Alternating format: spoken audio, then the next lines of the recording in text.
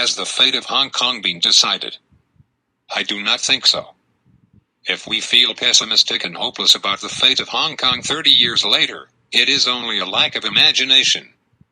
Even if it does not change for 50 years, Hong Kong's status quo can only be maintained until 2047.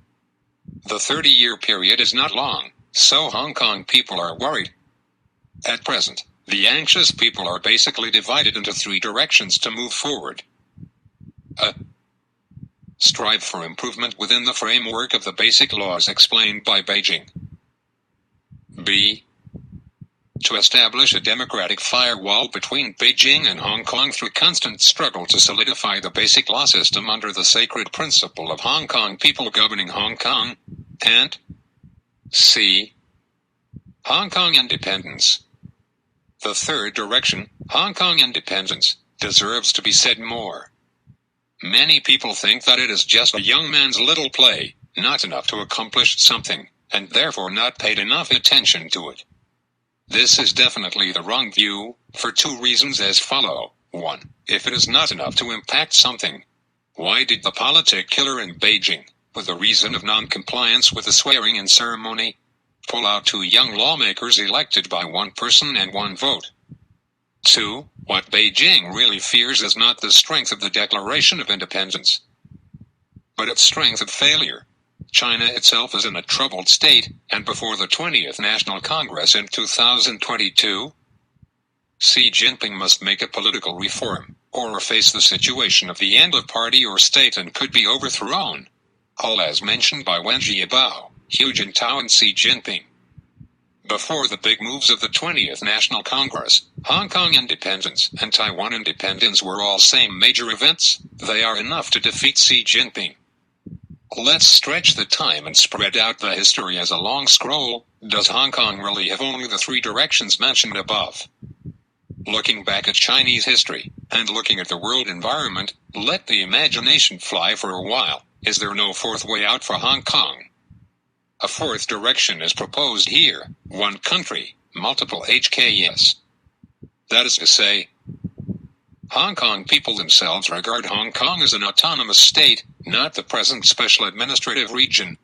And Hong Kong's basic law and indirect electoral system will be perfected by democratic principles, which makes the model of Hong Kong's autonomy can become a significant option under the Chinese people's democratization requirements, and then image map to the provinces of China, providing the possibility of a system reform for the whole of China, giving the no-way-out Communist Party a more self-redemption way out, which embodies the essence of the word republic in the PRC national title. In my article, 3 Types of China in 30 Years Later, I mentioned a point of view. Due to the Communist Party, it overused the nationalism and could not accept the experience from Russia, the West, Japan, Taiwan and Singapore to become as the next China model. China urgently needs to refine the model of institutional reform from endogenous experience. While Hong Kong experience is an endogenous experience currently still accepted by the CCP, that opportunity was fleeting. In another 10 years, perhaps the CCP based on no face may not be able to promote the Hong Kong model anymore. It will be a catastrophe for China. It is said in the article, is there any endogenous experience in China that can be used to deal with the eternal problem? I think yes, that is the Hong Kong experience. There are a number of people in the world, including scholars and politicians, who believe that China can solve the problems only by splitting itself into several pieces. However, based on my personal observation, the inertia of dynasty reunification in China for thousands of years has its geographical factors. I believe that qualified historical geographers, if they study and compare the geographical characteristics of Europe, China and the United States in detail, should be able to confirm my personal experience. Anyway, as previously mentioned, if China continues to concentre its authority and one single whip governing approach, it will have no future for China.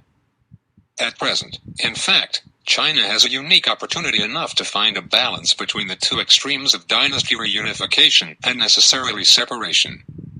That is to end the historical curse of the thousands of years, such as must be separated after long-term unification.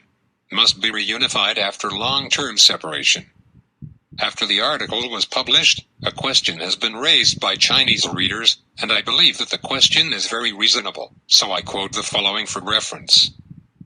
The reader is rational to ask, you say the second type, one country and multiple HKS to make federalism. The question is, why federalism? The federalism in the hearts of the people of the mainland, there is no market. The other countries in the world to do federalism is because there is no way to integrate, so the final compromise to make a federalism. For this reasonable question, I have made the following response. Thank you for the discussion. What you said is very reasonable.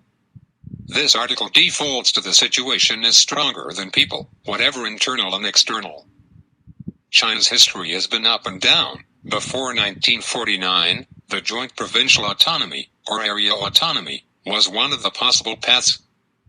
From 1949 to now, China's unification was implemented under the condition of one-party dictatorship.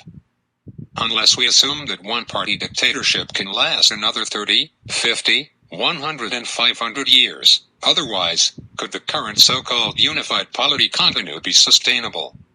China has never experienced reunification under democratic or quasi-democratic conditions for the past 3,000 years. Therefore, if one-day democracy or partial democratization, for example, the need to open up the ban and freedom of speech in some circumstances, what kind of system can maintain the unification?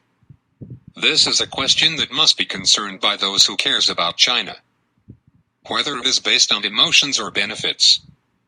The CCP authorities like to use the 1.4 billion people as a shield, but in fact, the next step in China development at this moment is not determined by the idea of 1.4 billion people. This is not to say that China's direction has nothing to do with the people's ideas, but to point out a reality. China has been locked in the one-party dictatorship structure, and that any people's ideas or political ideals should be based on a viable alternative to the one-party dictatorship. Opponents of one-party dictatorships, if they think of revolution overthrowing the Communist Party, then there is nothing to discuss in this plan, because the revolution is not an alternative plan, but the rebuild from scratch.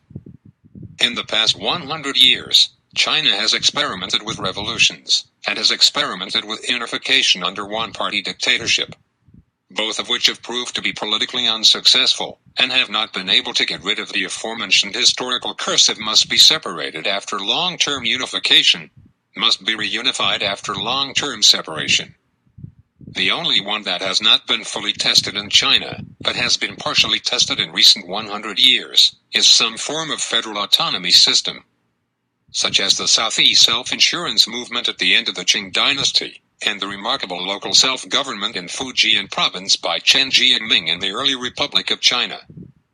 From the perspective of larger history, the experience of Hong Kong today, if we continue to promote it to the mainland China, starts from Shenzhen, Guangdong, and Fujian, and then gradually deepening. Although this is only a current fantasy, it is not guaranteed that one day will not become the only one option.